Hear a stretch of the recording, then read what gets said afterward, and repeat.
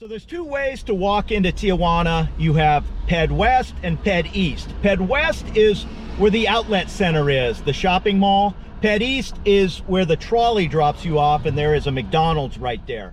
So I'll show you the parking lots for both. Stay out of that fast lane, get over here in the slower lanes. Well, I don't know what it is, just crossing the border either way. People just have this mentality of not losing an inch, you know, and racing their car around, and you know, every inch saves time. So it can get crazy down here, especially at 5-6 p.m. or on a Friday afternoon. This right here will just be bumper to bumper. Stay out of those fast lanes. You'll see straight ahead here, it says the last U.S. exit.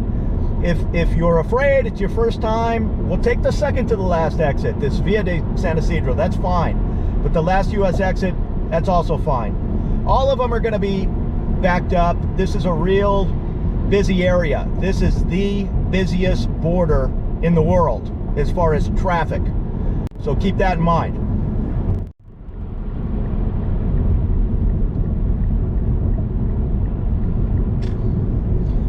Now, as we get off here at the last U.S. exit, there's a huge parking lot on the right. This is probably the most popular spot when Ped West is open. You can park here, it's normally reasonable, and just run right across the street and you're at Ped West. But parking here and walking over to Ped East, that's a pretty good hike, this parking lot right here. People still do it, but a lot of these cars, I believe, are Border Patrol agents and contract folks, I don't know what's going on here, that, you know, they have some kind of monthly pass. This parking 24 hours and shuttle to Tijuana, I don't believe that's happening right now with the whole health situation. It used to be a pretty good deal. You'd park in here, let's see what parking is in here today. It's $9, so that's not bad, but it's probably $8 or $9 right over near the Ped East. And this is the Ped West right over here. Now, this area right here is the outlet center. A lot of people think they're smart. Well, I'm gonna park in the outlet center for free and just, you know, walk over to the border, especially when the Ped West is open.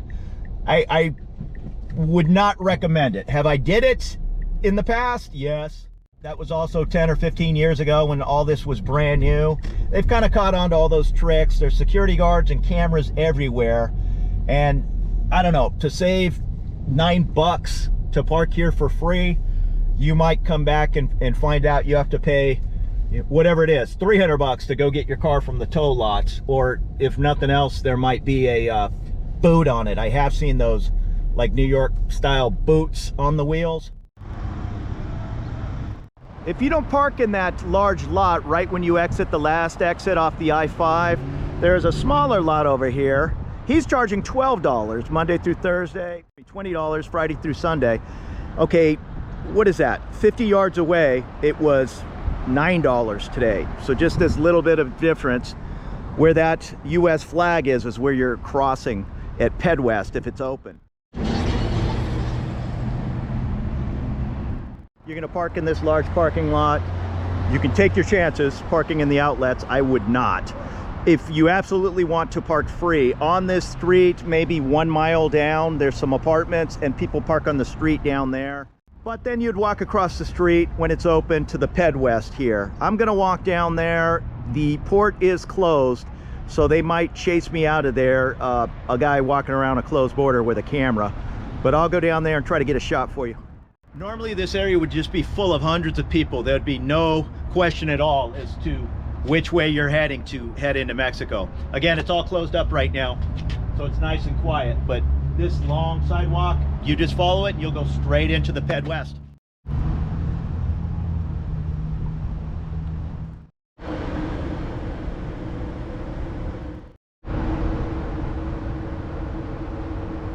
So these parking lots on both sides, the outlet side and the Ross and Marshall side, neither of them have a gate you go through and a ticket you pull. It's honor system.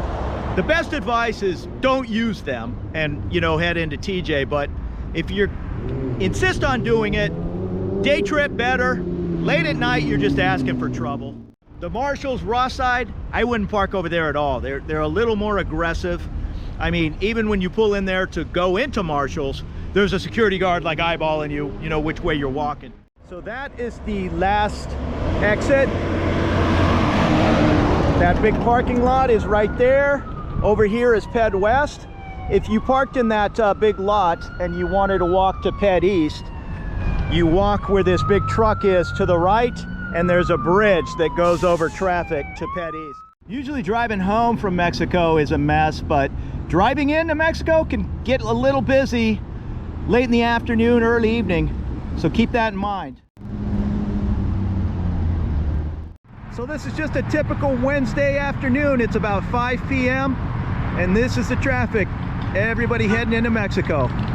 So keep that in mind. Stay out of that fast lane so you can get off at that last US exit, because there is no way you are going to merge from the fast lane over to the slow lane to be able to get off. This traffic probably goes at least 3 or 4 miles back. We just walked across the bridge from the Ped West side and that big parking lot by the last US exit. We walked across. We are now over here on the Ped East side. If you catch a trolley, it's going to stop right here at the McDonald's trolley station, and off in the distance where these people are walking, I'll take you down there. That's where you're going to walk into Mexico at Ped East. All the folks that work in San Diego and live in Tijuana, the trolley is a real popular choice rather than even messing with driving across. Again, this is where you're gonna enter the US, right where you see those people walking through those double doors. And this is where you can catch the trolley, right at the McDonald's trolley station.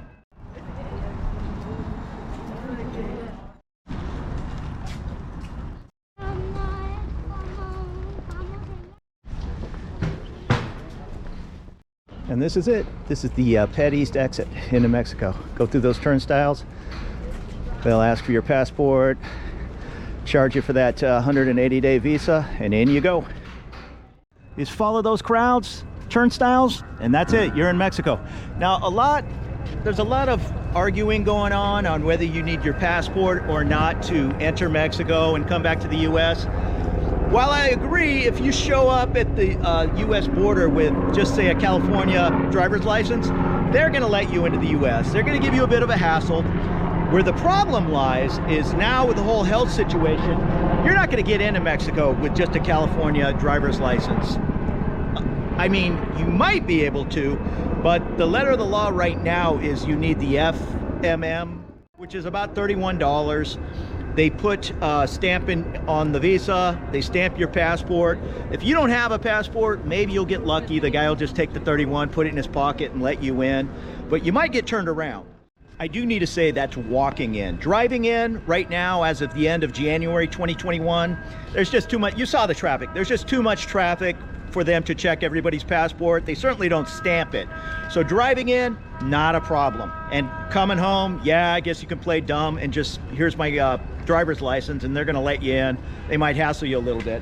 But walking in, again, good luck. You might find that one agent that's not gonna care. He's gonna charge you for the visa and just let you in anyhow. The absolute closest lot to the Ped East is this little lot. It's right almost in the same parking lot as McDonald's. Yeah, forget this place. It's $3 for 15 minutes and $5 every 15 minutes after. And I don't know what, you could turn that into a, $60 bill. Now this guy, this is the Jack in the Box. Behind the Jack in the Box, I really don't like how he does business. He's got a sign that says $8 that's permanent, but then you really don't know what it costs until you drive to the top. I just walked up there. Today it is $8, but it certainly will not be $8 on a Friday or Saturday night. It'll probably be $25. When you exit that last US exit, you are gonna cross over the freeway and then get into this line of traffic. You have this parking lot across the way. Today it's $8. Usually it can get a little expensive because it's the most convenient to pull into. What you want to do is pull up to the light and make a U-turn. There's the Jack in the Box. You make a U-turn at the Jack in the Box. You can either go up to the guy who I don't really care for with the $8 permanent sign, or U-turn it and then make this first turn into here. It's called Gateway, I believe. Gateway parking. He is, today's $8. The guy across the street's $8. This guy is always the most affordable. Plus, he hangs out in the parking lot. He hangs out there all night, just keeping an eye on people coming and going. Not so much over in these parking lots. They're just in their little booths. But this guy hangs out in that little shelter area. So this is where most of my buddies, you know, will go here. And this guy's always a little bit cheaper. It's not a huge parking lot, so it will fill up. He also gives a discount if you happen to pull in, I think at 11:30 p.m. If it's $8, it'll go down to like $6. Keep that in mind if you're pulling up at, you know, 11:25. So this is the H Street, H is in hotel, trolley parking lot here in Chula Vista. It's right on the side of the 5. Just Google the Carl's Jr. on 8th Street. It's right across the street. You can leave your car here for free. It's relatively safe. There's security guards that hop on and off the trolley. If you are heading to the border with multiple cars, leave one of the cars here for free and then pile in the other car and split costs at the border, especially on the weekends where it's going to be at least $20 to park. If you're by yourself on the weekend, consider parking here and paying, I believe it's $6 for a day pass on the trolley. It's 15 minutes away. Last trolley leaves here, I believe at midnight, and returns from the border heading towards downtown about 1 in the morning. Don't quote me on those times, but it's somewhere around there. This would be a perfect option for a day trip.